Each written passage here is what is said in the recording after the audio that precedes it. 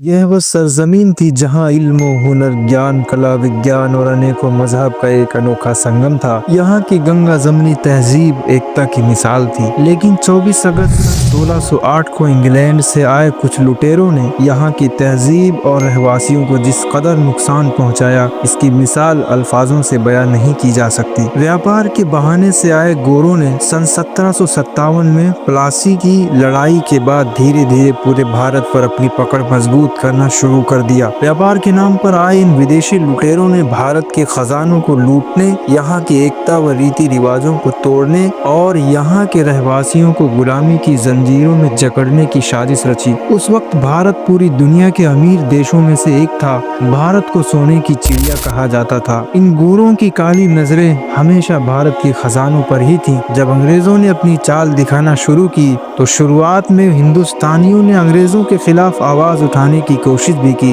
लेकिन अंग्रेजों की चालाकी फूट डालो और राज करो की नीति काम कर गई और उनके अत्याचारों ने धीरे धीरे भारत को उनकी गिरफ्त में जकड़ लिया। पूरे देश में किसान, मजदूर, राजा और आम लोग सभी उनके जुल्म से भरे सिस्टम का शिकार होने लगे। लेकिन यह कहानी सिर्फ जुल्म और अन्याय की नहीं है, यह कहानी है बहादुरी, बलिदान और आजादी को चाहने वाले मतवालों की, जिसने हिंदुस्तानियों के दिलों में आजादी की चिंगारी जला दी। ये कहानी है एक ऐसे संघर्ष की जो गुलामी के अंधकार से शुरू होकर आजादी की रोशनी तक पहुंचा। अंग्रेजों ने भले ही भारतवासियों को कमजोर करने की हर कोशिश की, लेकिन उनकी इस कोशिश और जुल्म सितम ने भारतवासियों को और अधिक संगठित और मजबूत बना दिया। यही वो संघर्ष है जिसने भारत को आजादी की राह तक पहुंचाया। दोस्तों, आजादी का मिलना भी इतना आसान काम नहीं था। इसको पाने के लिए इस देश के वीर बहादुरों ने अपनी जानें तक गंवा दी। आइए इस वीडियो में आगे बढ़ते हैं और आजादी से पहले दिल दहला देने वाली घटनाओं के बारे में समझते हैं, जिन घटनाओं ने भारतवासियों के दिलों में आजादी की आग जला दी। भारत में अंग्रेजों का आगमन 24 अगस्त सन 1608 में ईस्ट इंडिया कंपनी के माध्यम से हुआ था। अंग्रेजों ने सन 1757 से लेकर 1947 तक भारत पर राज किया, जिसमें उन्होंने भारत के लोगों पर कई तरह के जुल्म और अत्याचार किए। आइए उनके जुल्म और सितम की दास्तान पर एक नजर डालते हैं। अंग्रेजों ने भारत के किसानों और मजदूरों का बुरी तरह से शोषण किया। किसानों से जबरन ज्यादा कर वसूला गया और अगर वे कर नहीं चुका पाते तो उनकी जमीनों पर जबरन कब्जा कर लिया जाता था। अंग्रेजों ने भारत के कुटीर उद्योगों जैसे बुनाई, चांदी के बर्तन, मिट्टी के बर्तन, पत्थर पर नक्काशी, कंबल बनाना, चीनी मिट्टी के बर्तन बनाना, टोकरी बुनाई वगैरह को खत्म कर दिया और यहाँ से सस्ते दामों में कच्चे माल को इंग्लैंड ले जाकर महंगे दामों में बेचा। अंग्रेजों द्वारा बनाए गए मानव विरोधी सिस्टम की वजह से भारत में कई बार भयंकर अकाल पड़ा।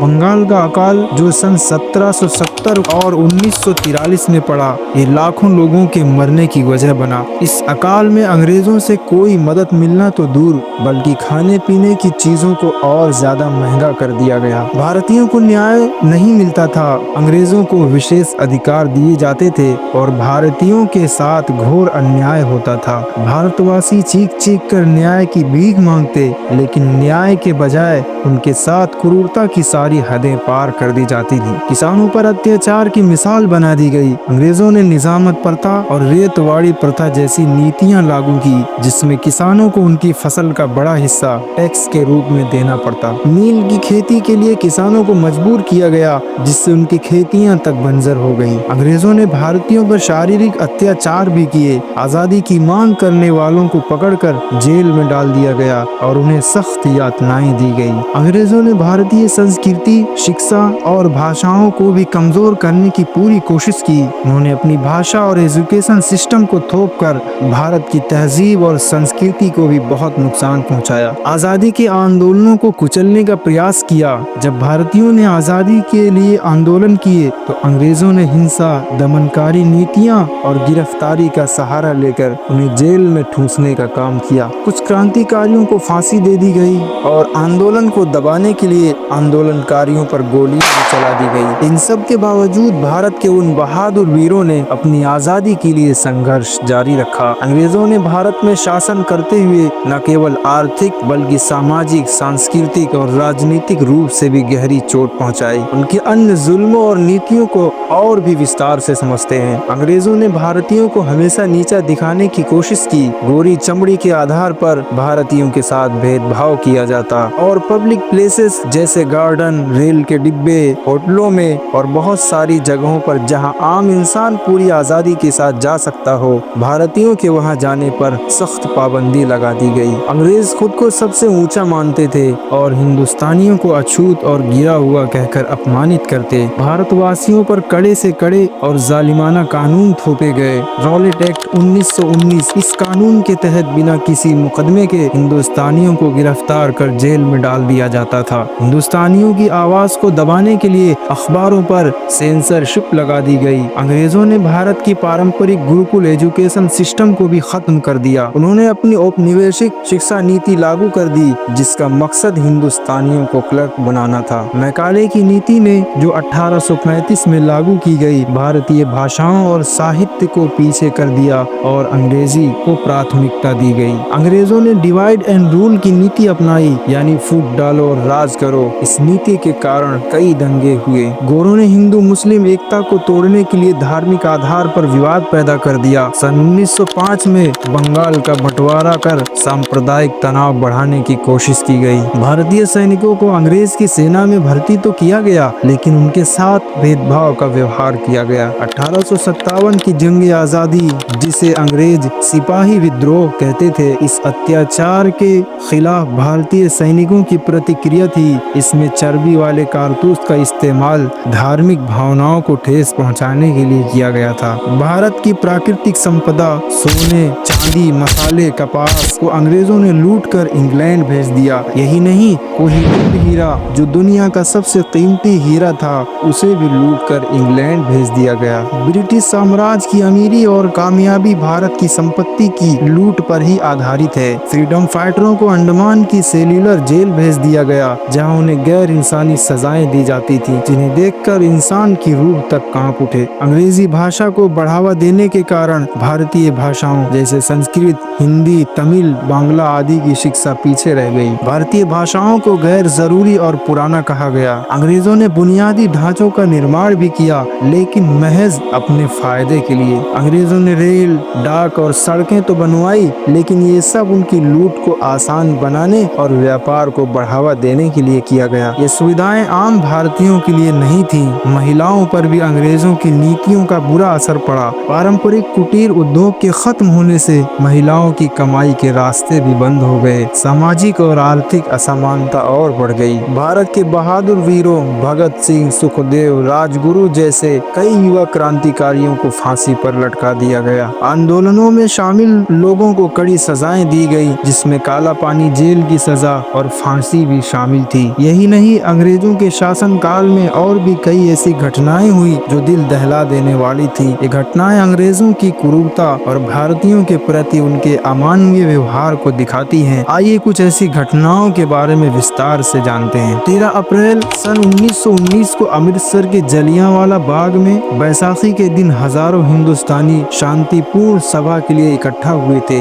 जनरल डायर ने बिना किसी चेतावनी के बंदूकधारियों को आदेश दिया कि वह निहत्थे और मासूम हिंदुस्तानियों पर गोलियां चलाएं। नशे में चूर उन दरिंदों ने मासूम लोगों पर ताबड़तोड़ गोलियां बरसाई, जिसमें लगभग 1000 लोग मारे गए और 1500 से अधिक लोग घायल हो गए। ये घटना इतनी भयानक थी कि पूरे देश में गुस्से की एक लहर दौड़ गई। दूसरी घटना सन 1857 की जंग आजादी के दौरान कानपुर में विद्रोहियों और अंग्रेजों के बीच घटी। अंग्रेजों ने विद्रोह को कुचलने के बाद सैकड़ों निर्दोष और मासूम हिंदुस्तानियों को फांसी पर चढ़ा दिया और खुले स्थानों पर उनकी लाशों को टंगवा दिया गया। इस घटना के बाद कानपुर में भय और दहशत का एक माहौल कायम हो गया। 5 फरवरी सन 1922 को उत्तर प्रदेश के गोरखपुर जिले के चौरी चौरा में एक शांतिपूर्ण आंदोलन के दौरान चड्डीधारी पुलिस ने आंदोलनकारियों पर गोलियां चला दी, जिसमें कई मासूम लोग मारे गए। इस घटना से लोगों में गुस्से की कोई सीमा न रही। गुस्से में आए लोगों ने पुलिस स्टेशन को आग के हवाले कर दिया, जिसमें 22 ब्रिटिश पुलिसकर्मी जिंदा जलकर मर गए। इसके बाद अंग्रेजों ने निर्दोष ग्रामीणों को गिरफ्तार कर उन्हें भयानक सजाएं दी, जिनकी कल्पना भी दुश्वार है। दूसरे विश्व युद्ध के दौरान अंग्रेजों ने भारत से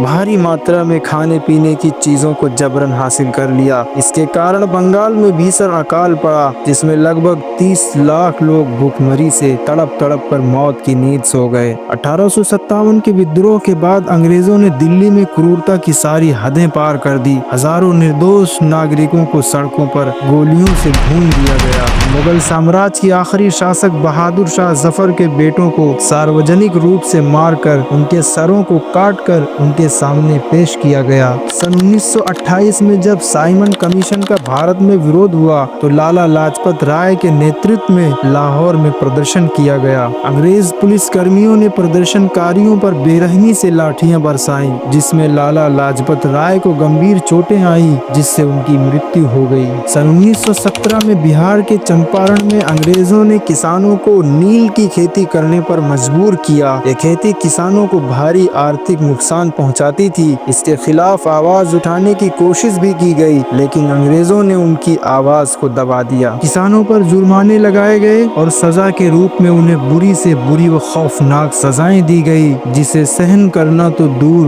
देख लेने से ही इंसान अपने होश तक खो बैठे। सन 1872 में पंजाब में अंग्रेजों के खिलाफ कूका आंदोलन हुआ, जिसमें अंग्रेजों ने 50 से अधिक हिंदुस्तानी वीरों को पकड़कर तोप से बांधकर उन्हें उड़ा दिया। इस घटना से आप उनके जुल्म का अंदाजा लगा सकते हैं। दोस्तों, हमें आजादी ऐसे ही नहीं मिली, बल्कि उन वीरों ने अपनी जानों को निछावर कर दिया। सलाम हो उन वीरों को जिन वीरों ने आजादी के लिए अपने आप को कुर्बान कर दिया। दोस्तों, इस क्रूरता ने पूरे देश को झकझोर कर रख दिया। ब्रिटिश सेना द्वारा महिलाओं और बच्चों पर भी अत्याचार किया गया। कई स्थानों पर अंग्रेज सैनिकों ने भारतीय महिलाओं और बच्चों को निशाना बनाया। 1857 के विद्रोह के बाद अंग्रेजों ने महिलाओं को पूरी ताकत से अपमानित किया और बच्चों को उनके परिवारों से अलग कर दिया। सन 1930 को पेशावर में लाल कुर्ती आंदोलन के दौरान अंग्रेजों ने अब्दुल गफ्फार खान के समर्थकों पर बेरहमी से गोलियां चलाई और हजारों निर्दोष पठानों को गोलियों से भून डाला गया। उनकी संपत्तियों को जब्त कर लिया गया और उनके गांव जला दिए गए। डायरेक्ट एक्शन डे 16 अगस्त 1946 की यह घटना अंग्रेजों की फूट डालो और राज करो नीति का नतीजा थी। इस दिन कलकत्ता में हिंदू मुस्लिम दंगे हुए,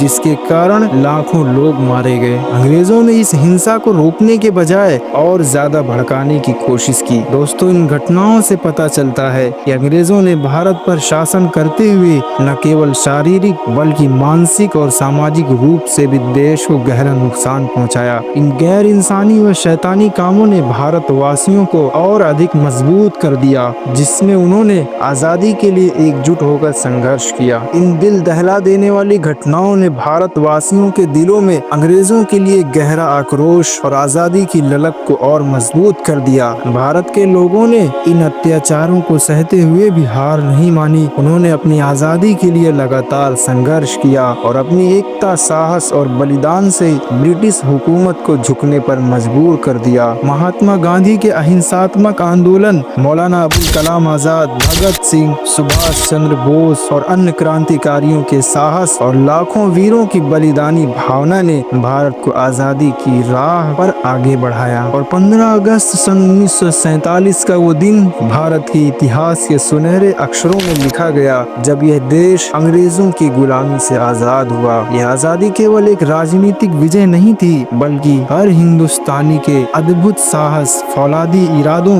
और बलिदान की जीत थी। आज जब हम स्वतंत्र हवा में सांस लेते हैं तो हमें उन घटनाओं और बलिदानों को कभी नहीं भूलना चाहिए जिन्होंने हमें यह आजादी दिलाई। ये कहानी सिर्फ जुल्मों की नहीं है, बल्कि यह साहस, संघर्ष और जीत की निशानी है। भारतीयों ने यह दिखा दिया कि अत्याचार चाहे कितना भी बड़ा क्यों न हो, अगर दिल में आजादी की आग लगी हो तो उसे कोई बुझा नहीं सकता। आजादी का यह अमृत हमारे लिए एक सबक है कि हम अपने देश को और मजबूत, एकजुट और समृद्ध बनाएं, ताकि उन बलिदानों का सम्मान बना रहे। दोस्तों, इस वीडियो को बनाने में बहुत मेहनत लगी है। प्लीज इस वीडियो को लाइक जरूर कर दें और अगर हमारे चैनल पर नए हैं तो प्लीज हमारे चैनल को सब्सक्राइब जरूर कर लें, ताकि ऐसे ही इंफॉर्मेटिव और दिलचस्प वीडियोस आप तक पहुंचती रहे। तो चलिए, तब तक के लिए जय हिंद।